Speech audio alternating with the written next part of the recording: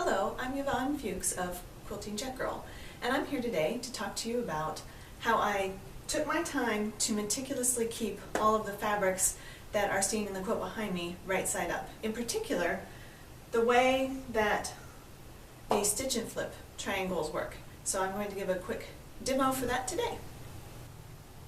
The quilt I was showing earlier is the Layer Cake Pop quilt pattern, which is a free quilt pattern from the Fat Quarter Shop.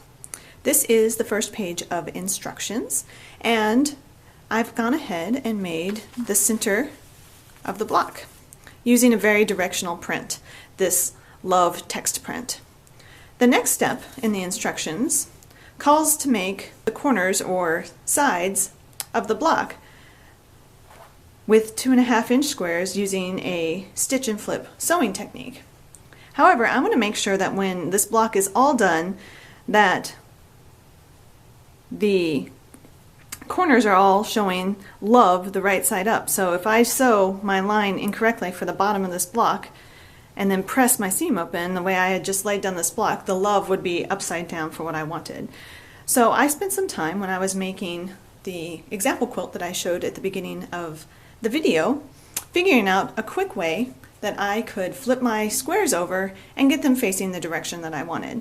And it really is as simple as deciding which side of the block you're going to be working on. So this is the bottom strip for the block that I will sew on, and looking at the reference image and looking at the way that I will be sewing the seam, so the angle that will be sewn.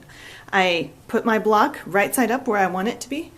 I grab the two corners and I flip the block. And I place it there. I will then mark that same direction on the upside down square. In this case, I have two marking options because it's a dark fabric.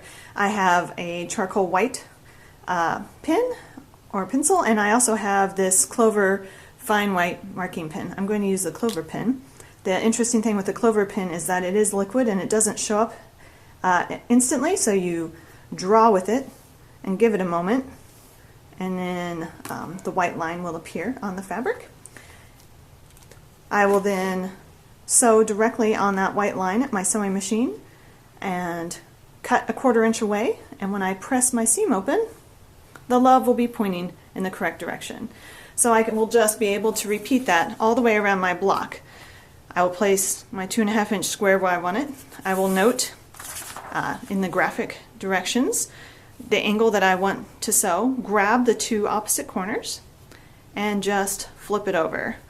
Mark a line, and again, when it presses open, the love text will be printing the correct direction. It doesn't matter whether you're doing that for like this bottom piece. If I move over here to the side, the same technique applies. Place my block right side up with the direction of the print that I want up.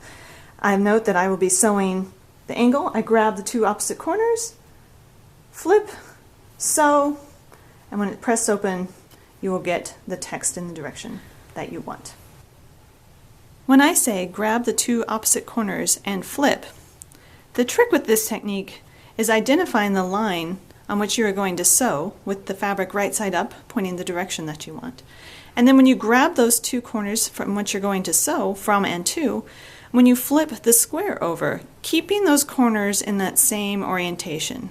So that's what that flip is all about. Finding that line that you want to sew, grabbing the corners, and as you flip the square over, keeping those corners in that same position. So that's my simple tip for today, how to do directional prints in a stitch and flip manner and get the directional prints facing the direction that you want. I'll have links down below for the Layer Cake Pop quilt pattern from the Fat Quarter Shop, as well as a link to my blog where you can see the final quilt using the Riley Blake Desert Bloom fabric line that was designed by Amanda Herring Designs. Have a great day!